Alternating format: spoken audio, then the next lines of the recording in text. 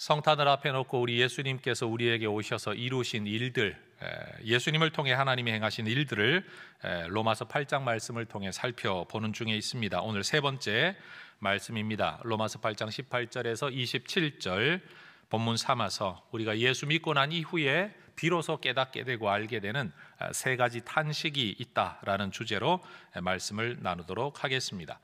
여러분, 창세기의 기록 안에 나타나 있는 아담 사건이, 아담과 하와의 범죄 사건이 우리에게 알려주는 것은 우리 인류가 피치 못해, 마지 못해, 어쩔 수 없어 또는 힘에 굴복하여서가 아니라 우리 인류 스스로의 결단과 선택으로 생명의 근원이신 하나님에게서 돌아서고 말았다라는 사실입니다. 여러분, 인간이 하나님을 버린 것은 피할 수 없는 일이 아니라 인간이 스스로 선택한 일입니다.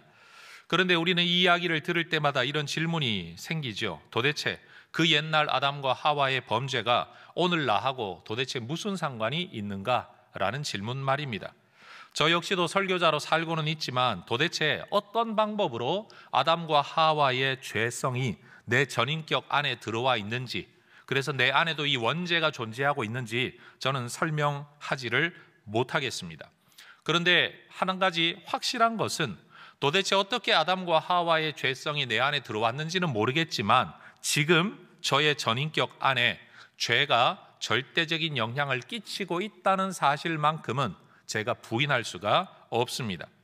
우리 모든 인류의 내면에는 예로부터 교회 전통에서 7가지 근원적인 죄라고 일컬어지는 교만, 시기와 질투, 분노, 나태, 탐욕, 식탐, 색욕 등의 본성이 인간 안에 있다라는 것은 신학자들만 하는 이야기가 아니라 철학자, 심리학자, 문학가, 교육가, 정치가들이 다 동의하는 바입니다. 사람은 그렇게 선하지만은 않다라는 것을 누구나 다 알고 있습니다.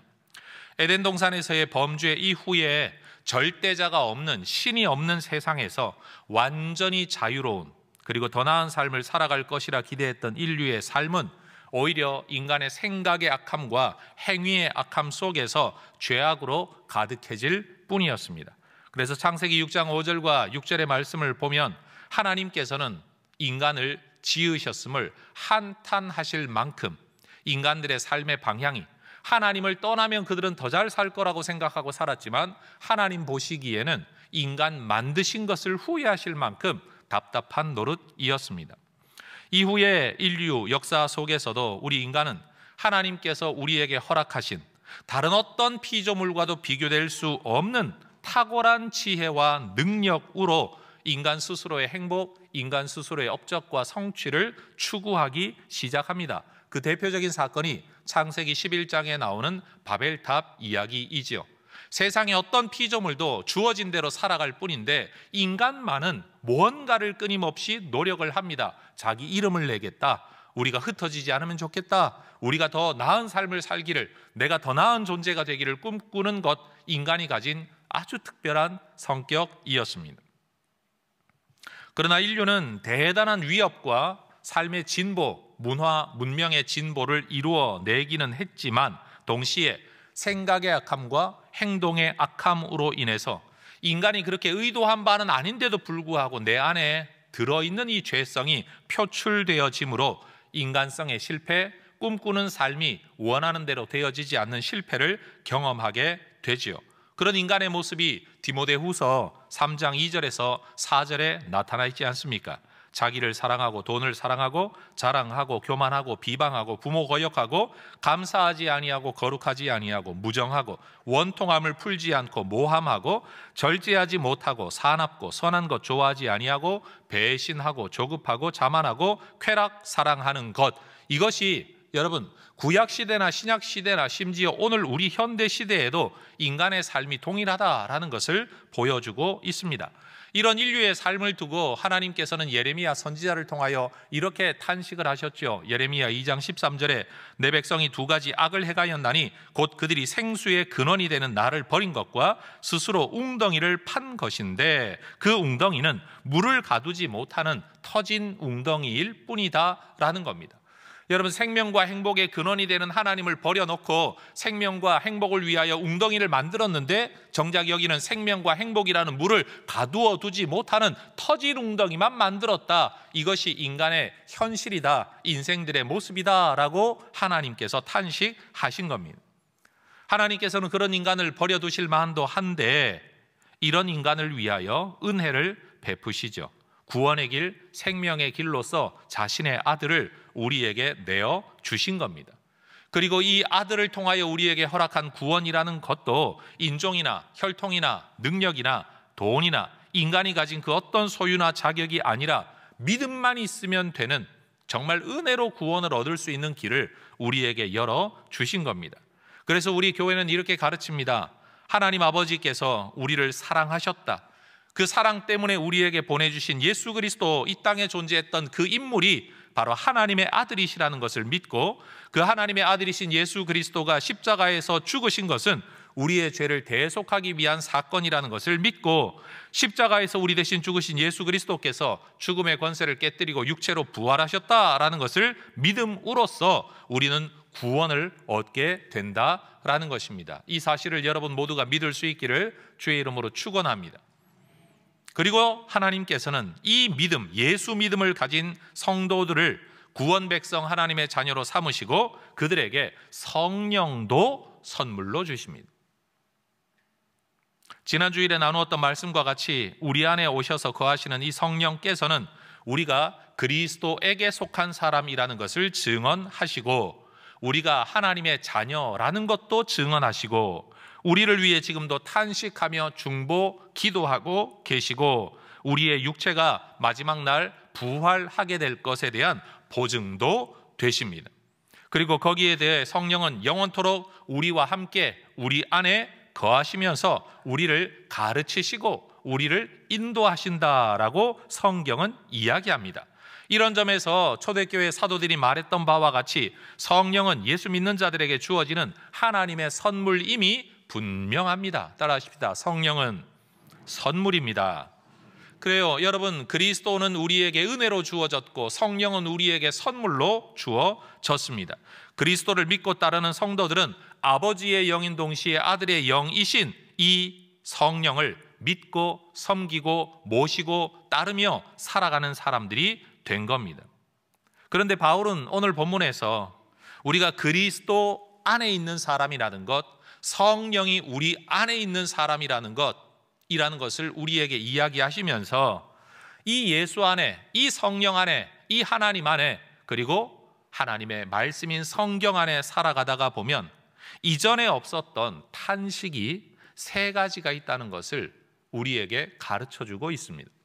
예수 믿지 않는 사람, 하나님 믿지 않는 사람, 성경을 믿지 않는 사람, 성경을 읽지도 않는 사람은 알지도 깨닫지도 못하는 세 가지 탄식이 이 세상 안에 존재하고 있다라는 겁니다. 오늘 본문은 그 세 가지 탄식을 우리에게 가르쳐주고 있습니다. 첫 번째 탄식입니다.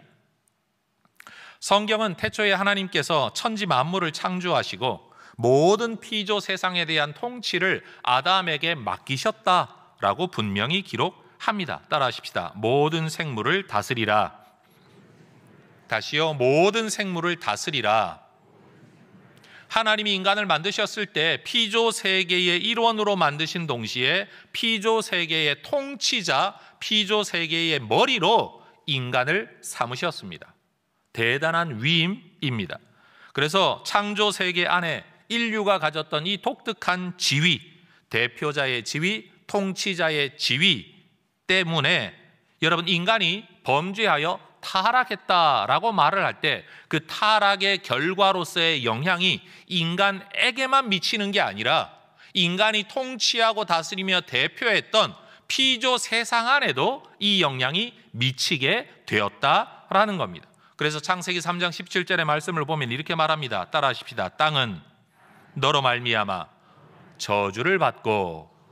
여러분, 땅이 저주받은 이유가 뭡니까? 땅이 범죄했기 때문이 아닙니다. 인간의 범죄 때문에 땅이 저주를 받게 되었다.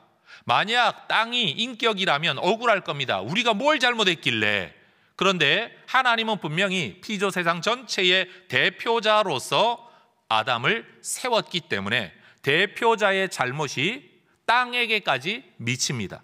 그러니 오늘 우리가 성경 이야기를 들을 때마다 아담의 범죄가 나와 무슨 상관이 있어요? 라고 질문하는 사람들마다 다 억울한 마음이 있다면, 여러분, 그래도 우리는 같은 인간으로 억울하지만 땅의 입장에서 한번 생각해 보세요. 인간이 범죄했는데 우리가 왜 저주를 받아야 되냐? 아마 하소연할 수도 있지 않겠습니까? 성경은 이렇듯 대표자의 원리가 너무나도 중요하다는 사실을 가르쳐 줍니다.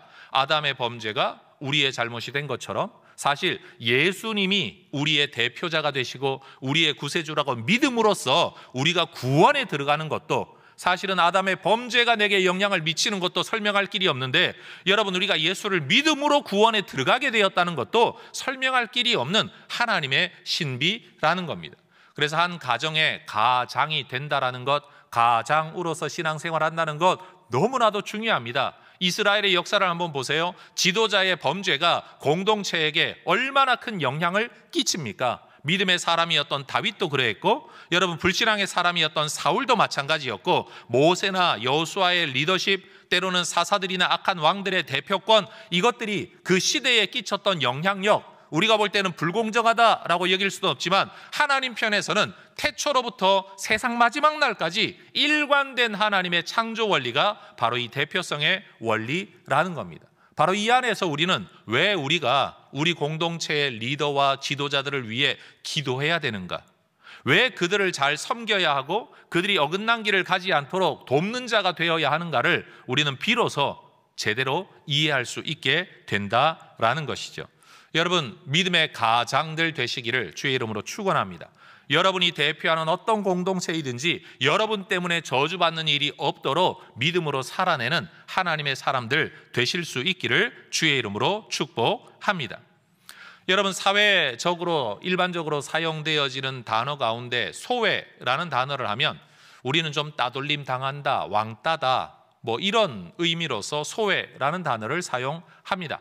그런데 철학적으로 이 소외라는 단어를 사용하면 그 뜻은 이러합니다. 존재하는 무엇인가가 원래 존재하는 기능과 성격과 본질과 역할을 다하지 못하고 어떤 상황 때문이든지 그 역할을 다하지 못한 상태에서 존재하게 될 때, 원래의 존재 목적과 현실에 나가 괴리를 일으킬 때 이것을 일컬어 소외라는 단어로 사용을 하고 설명을 합니다.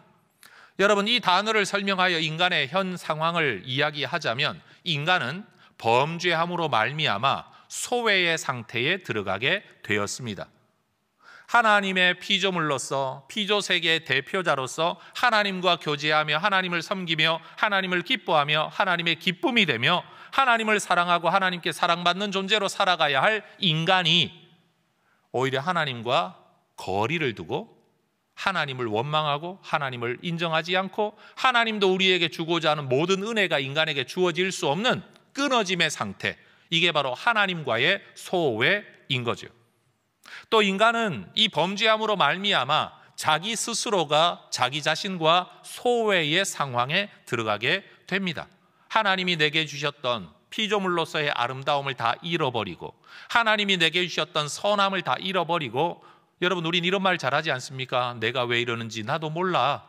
여러분, 이런 상태가 일어나는 이유가 뭐냐? 나로 존재하고 있지만 내가 나로서 온전하게 존재하지 못하는 여러 가지 영향 속에서 여러분, 우리는 갈등하며 살아가는 존재가 되고 만 겁니다. 나 자신을 사랑하지만 사랑하지 않는 존재, 다른 사람이 인정하지 못하면 나 자신의 자존감이 떨어져 버리는 이상한 존재가 되고 말았다라는 거예요. 물건으로 나를 채우지 않고서는 나 자신을 인정할 수 없는 이상한 존재가 되고 만 것, 사실 인간성의 소외라고 말할 수 있습니다. 세 번째 소외는 관계성에 있어서의 소외입니다. 사람과 사람 서로 돕고 살라고, 행복하게 살라고 하나님이 인간을 만드셨습니다. 한 남자와 한 여자가 만나 부부가 되고 거기에서 태어나는 자손으로 인하여 아름다운 가정을 꾸리고 그 자손의 자손이 이어짐으로 생육하고 번성하도록 만드셨는데, 여러분, 인간은 삶을 살아가면서 관계성 때문에 엄청난 스트레스를 받습니다. 깨어짐입니다. 인간이 함께 있어 행복해야 되는데 행복보다는 불행할 때가 훨씬 더 많습니다. 사람과 사람이 사랑하면서도 서로 상처를 주고받는 존재가 되고 만 것, 바로 관계성의 소외입니다. 근데 네 번째 소외가 있습니다. 그건 바로 우리가 통치하고 다스려야 할 자연 세계와의 소외입니다. 원래 우리는 자연이 가지고 있는 그 모든 특성을 제대로 이해하고 여러분 이것을 올바로 돌보는 자, 영어로 말하면 가드닝이라는 말을 합니다. 가든, 정원이죠. 정원을 꾸미고 가꾸는 일을 가드닝이라고 말을 합니다. 하나님이 세상을 만들어 놓고 인간에게 맡기신 일이 뭐냐? 천지 만물을 가드닝하라라는 것이었습니다. 아름답게, 그 아름다움이 최고로 발현이 되도록 너희가 다스려라 라는 것이었습니다. 착취하라는 뜻이 전혀 아니었습니다. 그런데도 인간이 이 세상을 내가 살기 위하여 범죄한 이후에 자연을 착취하기 시작합니다. 그리고 자연은 인간에게 해를 끼치기 시작합니다. 여러분, 자연재해가 하나님이 처음부터 만드신 바가 절대 아닙니다. 땅이 저주를 받고 인간의 죄로 말미암아 깨어진 모순의 관계, 여러분 이 소외의 관계 속에서 일어나는 관계, 그것이 바로 인간이 땅에 대하여, 땅이 인간에 대하여 가지고 있는 소외의 문제라는 겁니다. 그러니 20절의 말씀을 보면 피조물이 허무한데 굴복한다 라고 말하고 있어요. 그리고 이것은 자연이 원래 그렇게 하고 싶어서 그런 게 아니라 하나님이 그렇게 하셨기 때문에 그럴 수밖에 없다라는 피치 못한 어떤 상황으로 지금 성경은 설명합니다. 하나님이 아름답게 창조하신 세상이 인류와 부조화하고 피조 세계가 자연 재해를 비롯한 고통 가운데 있는 이유는 하나님께서 피조계의 대표였던 인류에게 진노하셨던 것처럼 인류가 대표자였던 자연 세계에도 하나님이 진노하셨기 때문입니다. 말 그대로 땅을 저주하셨기 때문이라는 거죠. 하나님께서 창조하신 이 세상의 완벽한 질서가 인간의 죄로 말미암아 오염되고 훼손되었습니다. 하나님께서 당초 의도하셨던 창조 목적을 지금 이 세상은 성취하지 못하고 있습니다. 소외예요. 자연 세상조차도 지금 하나님의 뜻을 이루려고 만들어진 존재인데 이 뜻을 제대로 이루지 못하고 있는 상태, 이게 바로 소외의 상태라는 겁니다. 이 소외 때문에 여러분 자연 세상과 인간 모두가 좌절을 경험하고 허물을 경험합니다. 피조물이 허무한데 굴복한다라는 것은 여러분 내 뜻대로 되어지지 못하고 창조 목적대로 존재하지 못하는 우리의 좌절감의 굴복, 그 안에서 벗어날 수 없는 우리의 현실을 이야기하는 표현입니다. 그러면 여러분, 이 모든 소외는 해결될 길이 없는가? 길이 있습니다. 인류의 타락으로 말미암아 자연계마저도 저주에 이르렀다면, 인간의 저주, 자연에 대한 저주가 이르렀다면, 이 인류가 여러분 회복된다면 인간도 회복될 것이고 자연계도 회복될 거라는 논리적 결과를 우리는 기대할 수 있습니다. 그러니 여러분, 인류의 구속이라는 것은 그저 예수 믿는 사람들이 죽어 천당만 가는 구속을 성경이 말하지 아니하고 하나님이 만드셨던 모든 피조 세계가 구속될 것, 다시 말해 원래 창조 목적대로 부합되는 모습으로 회복될 것을, 허물을 극복하고 좌절을 극복하고 소외를 극복하고 하나님의 존재 목적에 맞게 회복될 것을 성경은 약속하고 있습니다. 이게 누구를 통해 이루어질까요? 바로 예수 그리스도를 통해 이루어지는 겁니다. 우리는 이 피조 세상을 일컬어 무생물인 것처럼 이야기합니다. 인격이 없는 존재인 것처럼 이야기합니다. 그런데 오늘 본문 19절의 말씀을 보면 성경은 마치 이 피조 세계가 하나의 인격인 것처럼 묘사합니다. 19절 보십시오. 피조물이 고대하고 있다. 여러분, 나무가, 땅이, 저 물이, 저 세상이, 저 짐승들이 뭔가를 고대하고 있대요. 성경 아니면 어디에서도 이런 말을 들을 수가 없죠. 그들이 뭘 고대하고 있습니까? 하나님의 아들들이 나타나는 것을 고대합니다. 하나님의 형상으로 창조받은 인류가 원래 피조된 그 자리로 돌아가는 것이야말로 저주 가운데 들어간 자연이 원래의 자리로 회복되는 길이기 때문에 이 자연 세계도 뭘 기대하고 있냐? 인간의 타락으로 우리가 이런 상태에 머물게 되었다면 이 인간이 회복되는 것이야말로 우리도 회복되는 길이다라는 것으로 기대하고 있다라는 것이에요. 그래서 22절 보십시오. 피조물이 다 이제까지 함께 탄식하며 함께 고통을 겪고 있는 것을 우리가 아느니라. 자, 따라하십시다. 자연 세계의 탄식. 다시요. 피조 세계의 탄식.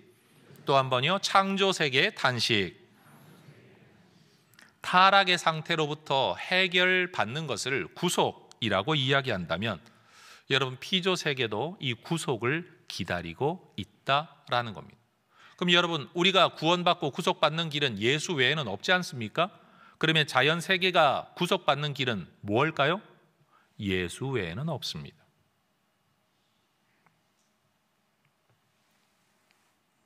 여러분 인류의 구속으로 자연 세계도 구속받게 된다라는 것을 성경이 가르치고 있다는 이 진리를 오늘날 우리 예수 믿는 사람들은 배워야 됩니다. 깨달아야 합니다. 인류의 구원과 성령의 사역으로 인해, 다시 말해 이 세상을 만드셨던 영이신 성령, 그분은 창조의 영입니다. 진리의 영입니다. 질서의 영입니다. 이 세상이 존재하도록, 이 세상에 질서가 임하도록, 이 세상이 그 존재 목적에 맞게 배치되도록 그 모든 지혜로 동원하여 창조하신 분이 바로 성령 하나님이십니다. 그런데 이 성령 하나님이 창조한 피조 세계가 썩어짐의 종노릇하고 있는 소외의 상태에 있다. 원래 존재 목적을 발현하지 못하고 있다. 근데 이들이 언젠가 회복될 거다. 그래서 21절은 말합니다.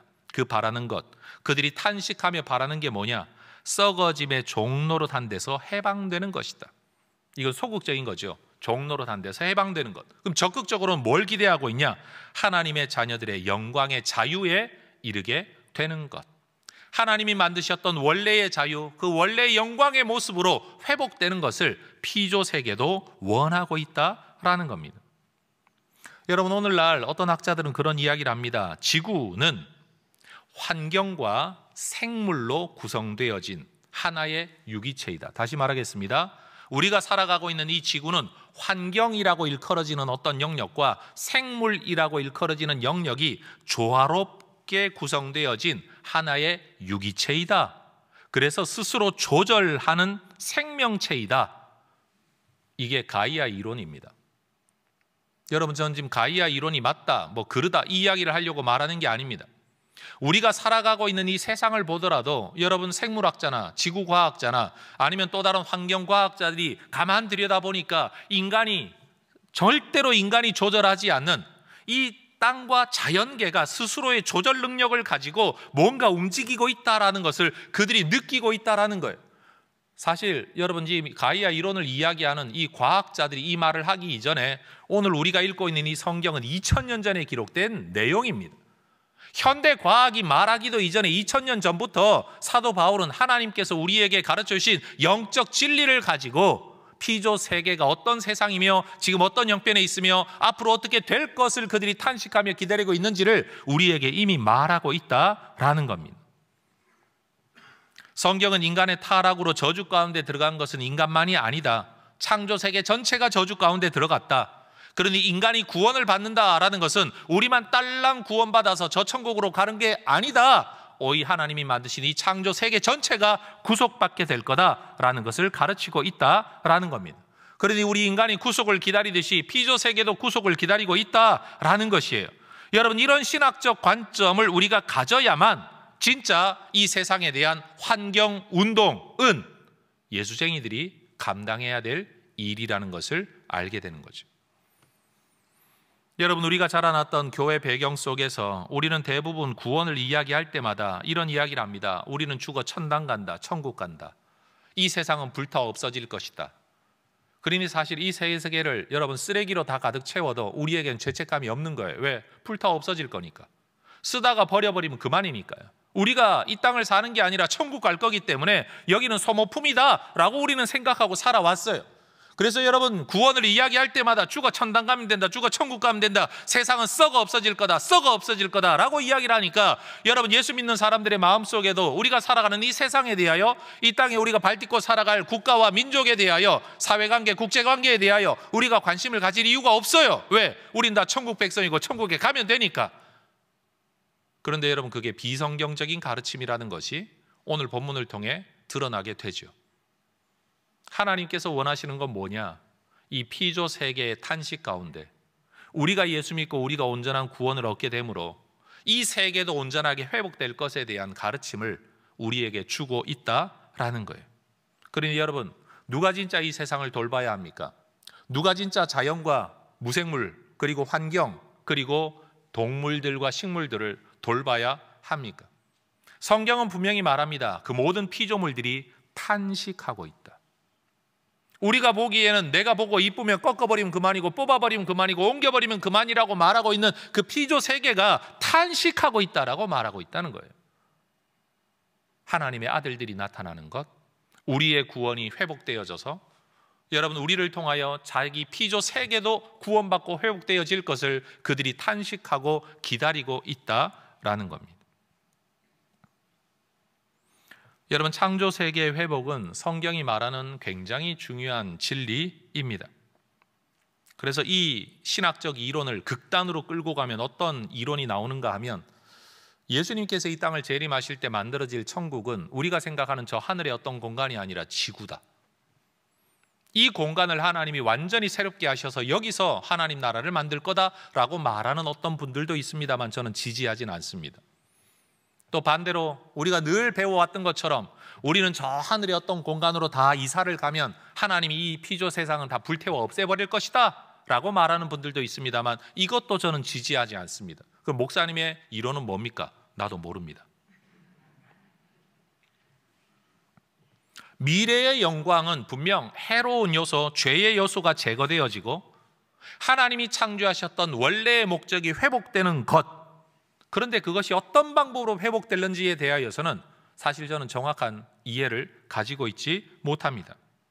그나마 성경을 통해 상상해 볼 수 있는 내용은 예수님 오시기 전 약 700년 전에 살았던 이사야라는 선지자가 이사야 11장에 그런 말을 하죠. 이리가 어린 양과 함께 살고 표범이 어린 염소와 함께 눕고 송아지와 어린 사자가 그리고 살진 짐승이 함께 있어 어린 아이에게 이끌려 다닌다. 여러분 사자, 표범, 그리고 이리 이건 분명 나약한 어떤 짐승과 인간에게 해를 끼치는 존재라고 피하든지 죽이든지 해야 되는 것이 지금 우리가 가지고 있는 자연 세계의 질서입니다. 근데 성경은 뭐라고 말을 하느냐? 표범, 사자, 이리가 어린아이와 함께 살아가는 세상이 올 거라고 이야기합니다. 그리고 여러분 똑같은 이사야 65장의 말씀을 보면 나의 성산에서는 해함도 없겠고 상함도 없게 될 거다. 그 이상으로 또 말씀하는 게 뭐냐면 이리와 어린 양이 함께 먹을 것이다. 여러분 이리는 우리가 잘 알죠. 육식하는 동물 아닙니까? 그런데 어린 양은요. 채식이라고 굳이 말하기는 좀 이상하죠. 짐승이 채식한다. 좀 웃기잖아요. 그런데 여러분 또 이야기하는 게 있습니다. 사자가 소처럼 짚을 먹게 될 거다. 우리가 생각하고 있는 이 현 시대의 자연세계 질서가 원래부터 그랬다가 아니라는 것을 이야기하는 겁니다. 나의 거룩한 산 성산에서는 해함도 없겠고 상함도 없을 것이다. 누구에게 대한 해함입니까? 모든 피조물이 다른 피조물에게 대하여 해를 가하거나 아니면 내가 상함을 입는 일이 없는 세상이 오게 될 것이다. 그게 바로 나의 성산에서 이루어지게 될 것이다. 하나님이 꿈꾸고 계신 창조 세계의 회복의 모습입니다. 그게 어디에서 일어날는지 저는 알지 못합니다. 그러나 분명한 것은 지금 우리가 살아가고 있는 이 자연 세계의 질서가 원래부터 그런 질서라는 착각을 우리는 벗어버려야 된다라는 거예요. 그러니 여러분 피조 세계가 지금 이 모습으로 살아가고 있는 것 원래 그런 게 아닌데 이 모습으로 살아가고 있으니 피조 세계도 탄식하고 있는 거예요. 피조 세계도 소외라는 상황 속에 있다라는 걸 이해해야 된다라는 것이죠. 원래 우리 인간이 하나님을 기뻐하고 하나님을 즐거워하고 하나님과 동행하도록 지음을 받았는데 우리 눈으로 하나님 볼 수도 없고 우리 귀로 하나님 음성을 들을 수도 없고 하나님을 만질 수도 없고 하나님을 경배하고 하나님을 잘 섬기기 원하는데 그 하나님이 어디 계신지 우리가 느낄 수도 없는 이게 인간의 소외라는 거예요. 원래 창조 목적과는 다른 모습으로 우리가 지금 존재하고 있다는 거죠. 그러니 성도 여러분 꼭 기억하십시다. 우리가 예수를 믿고 난 뒤에 그리고 성경이 하나님의 말씀이라는 것을 깨닫고 난 뒤에 예수님이 성탄하셨다, 거룩한 분이 이 땅에 오셨다, 성탄하셨다라는 것을 우리가 기뻐할 때 저는 우리만 기뻐하는 게 아니라 자연도 이것을 기뻐하고 있다라고 믿습니다. 그러니 여러분, 성탄이 되어서 우리가 하나님을 정말로 기뻐하고 예수 오심을 기뻐할 때 우리끼리 인간만의 성탄이 아니라 내가 살아가고 발딛고 살아가고 있는 이 모든 자연 세계와 함께 성탄을 기뻐해야 될 줄로 믿습니다. 두 번째 탄식입니다. 여러분, 자연 세계가 그렇게 탄식을 하고 있는 이유가 뭐라고요? 원래 창조된 세상 그대로 회복되어지는 어떤 때, 하나님의 거룩한 산 성산으로 회복될 때를 탄식하듯이 사실 우리도 그 탄식을 하고 있죠. 이미 구원받았지만 아직 완전히 이루어지지 아니한 이 구원 때문에, 믿음 안에 살아가고 있지만 여전히 죄성 안에 살아가고 있는 우리 때문에, 성경이 하나님의 말씀이라는 것을 믿고는 있지만 여전히 내 소신대로, 내 고집대로, 내 욕심대로 살아가고 싶어하는 내 마음의 갈등 속에 우리가 있다는 것을 알기 때문에 우리는 탄식하지 않습니까? 그래서 23절 한번 보십시오. 그뿐 아니라 또한 우리 곧 성령의 처음 익은 열매를 받은 우리까지도 속으로 탄식하여 양자될 것 곧 우리 몸의 속량을 기다리느니라. 완전한 구원, 그때를 바라보며 우리가 기다리고 있습니다. 여러분, 그 기다림의 시기를 살아가는 오늘이 너무 힘겹기 때문에 우리는 오늘 탄식하고 있습니다. 여러분, 이 탄식은 길이 없고 불가능한 것을 바라보는, 길이 없고 답답해서 내뱉는 탄식이 아니라 오히려 그렇게 될 때를 기다리는 열망과 소망의 탄식입니다. 아, 빨리 오면 좋겠다, 그때가 빨리 오면 좋겠다라는 그 탄식 말입니다. 그래서 24절과 5절은 그렇게 말하죠. 우리가 소망으로 구원받았다. 보이는 소망이 소망이 아니다. 보는 걸 누가 바라느냐? 우리가 보지 못하는 것을 바라면 오늘을 참음으로 기다려야 한다. 참음 가운데에서의 탄식, 사실은 이게 그리스도인의 모습이라는 거예요. 여러분, 진짜 그리스도인인지 가짜 그리스도인인지를 분별하는 여러 방법 가운데 하나의 분별법이 이런 겁니다. 영원한 구원에 대한 열망을 가지고 오늘을 탄식하면서, 그러나 인내하면서 살아가고 있는가라는 거예요. 내가 어쩔 수 없는 모습으로 오늘을 살고 있지만 영원한 구원을 나는 열망하는 사람인가? 그리고 오늘 이 현실을 내가 탄식하고 있는가? 바로 그것이죠. 성도 여러분, 저나 여러분 안에 있는 이 탄식은 제가 굳이 더 많은 말로 설교하지 않아도 이미 우리가 다 느끼고 있는 것인 줄로 믿습니다. 예수 믿고 살아가는데 이거밖에 되지 않나? 하나님이 내게 주는 은혜가 얼마나 큰데 나는 이거밖에 되지 않나? 나는 이렇게밖에 못 섬기나? 나는 또 이렇게 죄에 넘어지고 있나? 라는 우리의 탄식, 우리 자신에 대한 탄식은요, 사실 믿음 없는 사람들도 자기 자신에 대한 이 소외감으로 인한 탄식을 하고 있다라는 거죠. 그런데 여러분, 이런 탄식이 전부라면 우리는 답답하지만 세 번째 탄식이 존재합니다. 그래서 오늘 성경 26절에 보면 우리에게 오신 성령께서 예수 안에 있는 자들을 위하여 우리에게, 우리 안에 오신 성령께서 탄식하신다는 구절이 나와요. 26절 같이 읽겠습니다. 이와 같이 성령도 우리의 연약함을 도우시나니 우리는 마땅히 기도할 바를 알지 못하나 오직 성령이 말할 수 없는 탄식으로 우리를 위하여 친히 간구하시느니라. 그러니 오늘 본문 속에 여러분, 탄식이라는 단어, 그리고 그 탄식의 주체가 세 주체가 등장하고 세 번의 탄식이라는 단어가 등장하는데, 세 번째 단어가 뭐냐? 바로 성령의 탄식이라는 거예요. 근데 이 탄식은요, 말할 수 없는 탄식이래요. 말로 표현하기에는 너무 깊은 한숨이라는 의미를 가지고 있어요. 말로는 표현할 수 없는 탄식이라는 의미를 가지고 있습니다. 그럼 성령이 왜 이렇게 탄식을 하십니까? 여러분, 성령은 아버지의 영이시잖아요.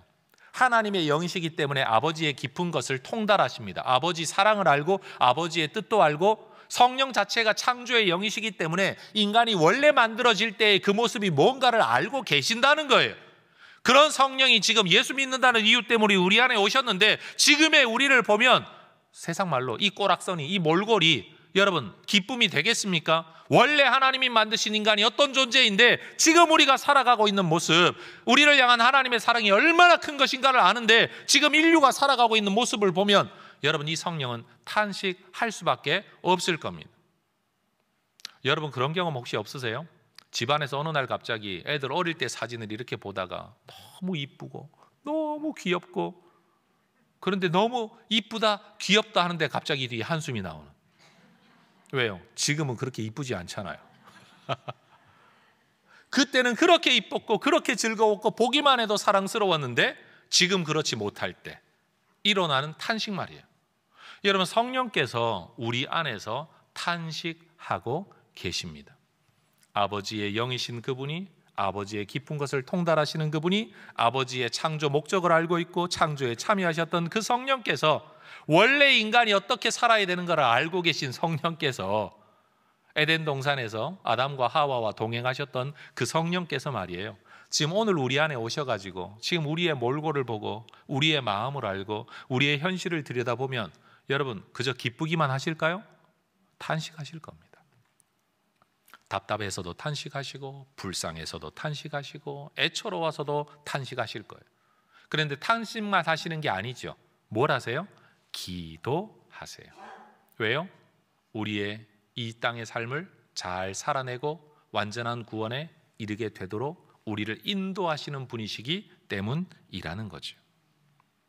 그러니 여러분, 27절도 바로 그 말씀을 하고 있는 거예요. 마음을 살피시는 이 하나님이시죠. 하나님께서 성령의 생각을 아십니다. 성령의 탄식을 아세요. 왜? 성령이 하나님의 뜻대로 성도를 위하여 간구하고 계시기 때문에 하나님이 우리 성령의 기도를 다 듣고 계신다라는 거예요. 우리는 구원받은 백성이긴 하지만 이 땅을 살면서 무엇을 어떻게 해야 될지를 잘 알지 못하는 사람들입니다. 여러분, 우리는 하나님의 자녀로 태어난 사람들이 아니에요. 여러분이 모태신앙이라고 할지라도 죄성 안에 있다가 예수 안에 들어오게 된 거지, 처음부터 완전히 구원받은 자로 이 땅에 와서 구원받은 자로 이 땅을 살다가 구원으로 들어가는 사람은 이 세상에 아무도 없어요.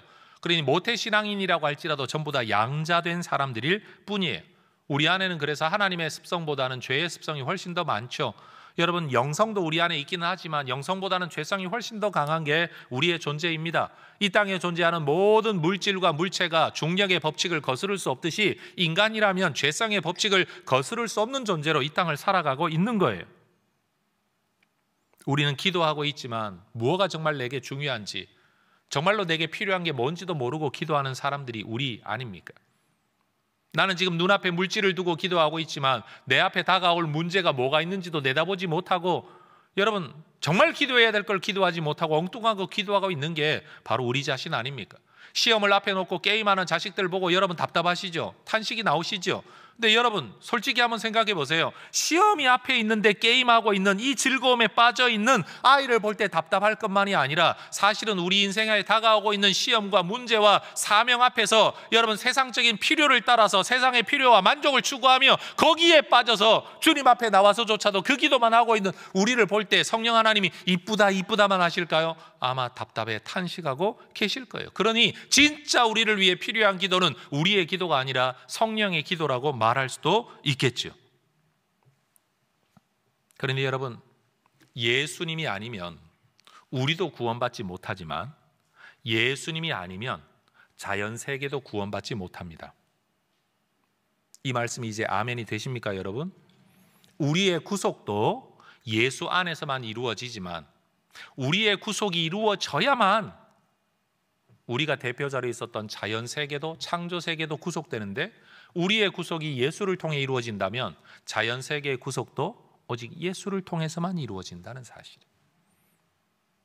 그러니 여러분, 우리가 아버지 하나님께서 아들을 우리에게 주셔서 구원의 길을 열어주셨다는 것을 기뻐해야 되고, 그 아들을 믿음으로 우리에게 믿게 하신 성령의 역사를 감사해야 되고, 그 믿는 우리에게 오셔서 함께하고 계신 성령 때문에 또 기뻐하고 즐거워해야 되고, 우리 안에 계신 그 성령께서 저 자연계의 탄식을 들으며 언젠가 저들도 회복시키실 일을 하나님이 이루실 것에 대한 기대를 가지고 예배해야 될 줄로 믿습니다. 그런데 여러분, 오늘 성경이 우리에게 말하고 있는 세 종류의 탄식, 자연 세계의 탄식, 우리 자신의 탄식, 성령 하나님의 탄식, 구원받은 이후에 이 땅을 살아가는 우리, 아직도 남아있는 삶을 살아가야 할 우리, 예수 재림 이전까지 이 땅을 살아가야 할 우리 인류가 이 세 종류의 탄식 속에 살아가고 있습니다. 이 탄식 속에 우리가 잊지 말아야 할 게 한 가지가 있습니다. 18절 말씀이에요. 생각하건대 현재의 고난은 장차 우리에게 나타날 영광과 비교할 수 없도다. 지금 우리의 탄식이 아무리 깊더라도 여러분, 우리가 보게 될 영광과 비교할 수 없다라고 성경은 이야기합니다. 여러분, 예수님 오실 날을 기대하는 이 성탄의 시즌에 갑자기 우리 목사님이 자연 환경 운동가가 되셨나 라고 생각하지 마시고, 여러분, 우리가 살아가고 있는 이 자연 세상, 우리가 발딛고 살아가고 있는 이 국가, 국토, 그리고 이 민주주의의 정치, 제도, 그 속에서 살아가고 있는 경제 활동, 사회 활동, 이 모든 것들을 바라보면서 여러분 탄식하며 살아가는 그리스도인들이 되실 수 있기를 축복합니다. 더불어 그 탄식은 길이 없다는 탄식이 아니라 오직 하나님만이 소망이 되신다, 그리고 반드시 회복시키실 것이라는 믿음의 탄식. 그래서 여러분, 우리는 주님 앞에 나올 수밖에 없는 거예요. 성탄이 되면 선물 받아 기뻐할 게 아니라 우리의 구원과 자연계의 회복을 이루실 그 구세주가 오셨다는 사실 앞에서 우리의 기쁨이 세상 사람들의 기쁨과는 완전히 다른 차원의 진짜 기쁨, 진짜 예배자가 되실 수 있기를 주의 이름으로 축원합니다. 기도하겠습니다.